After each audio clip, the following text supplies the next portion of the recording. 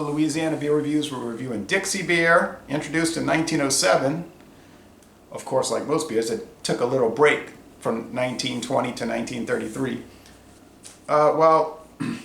This current version is made in Memphis, Tennessee under contract. The Dixie Brewery in New Orleans East is not quite open yet. No. But it will be soon. They're building it.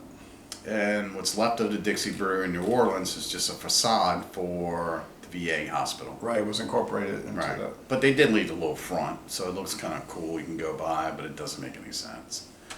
Story goes back in the day when Dixie Brewery was up and running. You could go down there with your car, pull it to the rear, and they would give you beer because they wanted you to drink their beer. Don't know if they gave it to everyone. I know I'd go down there with my uncle, and he would get all kinds of beer. The guys that worked there would drink beer all the time, so it was a happy-go-lucky thing. Nowadays, ain't happening. Well, you can twist cap this, I think. Okay. I'm not ready yet. So it still comes with the Dixie Brewery label, and this is, like Jay said, contracted out of Memphis, Tennessee. And we're going to get, I got this one special because I do believe that the brewery is going to be opening soon, and they're going to start mass producing it. As a matter of fact, there's rumor going around that a small microbrewery is going to start brewing Dixie beer for them. Zony Mash. It's one of those places I try to take you, but you don't want to go. Anyway, I don't know what you're talking moving about. forward, it's a microbrew, which is more along the lines of craft beer, but you never want to go. Anyway, so moving forward, let's get our glasses. And can you get mine too, since you're already been? And we're going to go ahead and try this one. This is an old beer. This is one of the first beers I remember drinking as a kid. And yes, we drank beers as kids in New Orleans because that was the thing you do. You could go to the bars with your grandfather, which was a neighborhood bar, and they would just let you in. Because it ain't a twist cap. Okay. Thank you. Can I continue? Sure. Okay. So because you were such and such's grandson, you were allowed in, and they would give you a pony beer to drink, which was a 7-ounce beer. And Dixie had ponies, so they say you only had like a half of that, and you were like walking sideways to go home. Your grandfather would say, "Don't tell your grandma." I don't have those experiences. All right. It's because you're not from New Orleans. I mean, if my parents had crawfish balls, they'd let us sip out of their beer, you know. That's pretty golden. Now, when they were contract brewing in Wisconsin, I thought they did a good job with it, but now they brought it down to Memphis. People say it's better. I didn't find that. I want to get it a little closer to the south, a little closer to the source. You know, it says a Southern brewed beer. The appearance is very much like that Peroni we just finished. Yeah, but darker. Same color. Darker.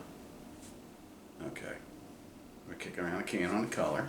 And the head's dissipated really quick. Yeah, not much. But it is a golden, a dark golden color. So, almost like if you didn't have enough water to drink. Cheers to you.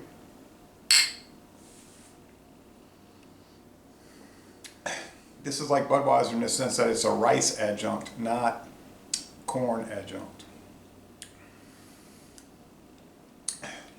Yeah, you can pick that up. And there's always something strange about the Dixie yeast. It gives it that strange twang, like a bready yeastiness. Yeah, it's having a little breadiness going on, but it's not like bread like you describe in some beers. You're like bread, biscuit, toast, or something like this. It's like a strange, like if you took a piece of white bread and you just ate it, just for the sense of having the white bread, you're going to kind of get this here. A little liquidness going down. I'm trying to put my finger, it's almost like it's got a little honey note. Let me try that since you mentioned it. Bitterness units are low. I don't remember what they are, but they're low. Yeah, but it's so slight.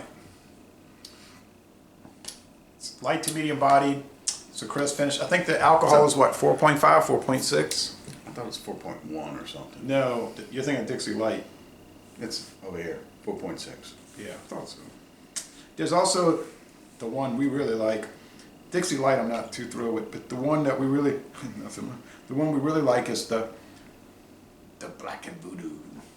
Which is nothing more than a German style dunkel. That's a good one though. Right. And I missed the Crimson Voodoo. Before Hurricane Katrina, remember the Crimson Voodoo? I do. That was like the red lager.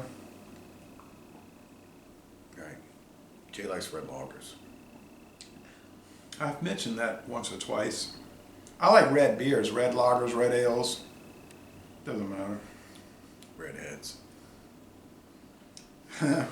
Well, slow brewed lager. I went to Dixie Brewing in New Orleans a month before Hurricane Katrina hit, and they were having a National Can Collectors Club meeting, and I bought a couple of cans over there. And I went in there, and they just had Dixie on the wall. They had these taps on the wall, Yeah. brick wall, and they were like, "You can have some, it's free." You know, so I took some, and it was really good, fresh, on draft. And then this man, I don't know if he was the brewmaster. He was like, "I'll show you around." So he was showing me around, and the equipment was so old. He said, "Man, if something breaks here, we can't go buy a replacement. We have to have it made, handmade," because he said all this equipment's from 1907, so they couldn't just replace it. Well, it didn't matter because a month later, everything was wiped out by looters, not the storm actually.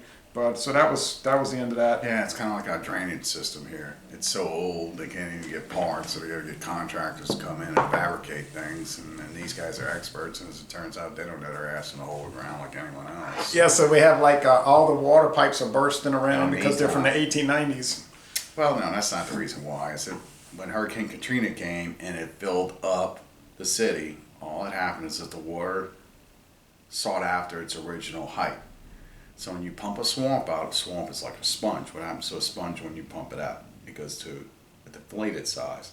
So the city's been deflated, the land's been deflated like that. So once you hit water in it, it opened back up, it moved all those pipes around because the ground was loose, and when it came back down, it drained not evenly, it drained how it felt like drained. So you had dry, you had hardening, and you had subluxation going on, and that's why the pipes are breaking.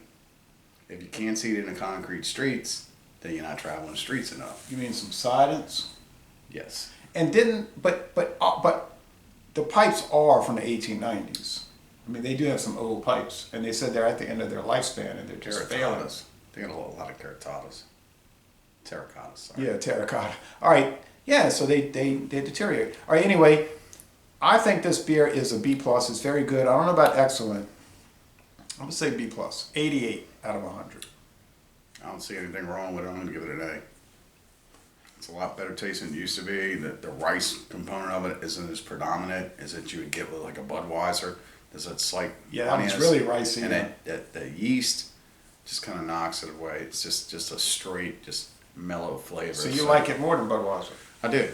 Okay, so you said what level A? 93, 94, 95? It doesn't really matter. It's an A beer. Matters to Michael Komaroff. All right. All right, Michael. So laissez-les bon temps relay, a B or an A, depending on who's talking. And we're going to end this review by saying, y'all come on down to Jefferson Parish, Louisiana. I guarantee you I had it first. Had what first? Dixie. Oh, yeah, probably so.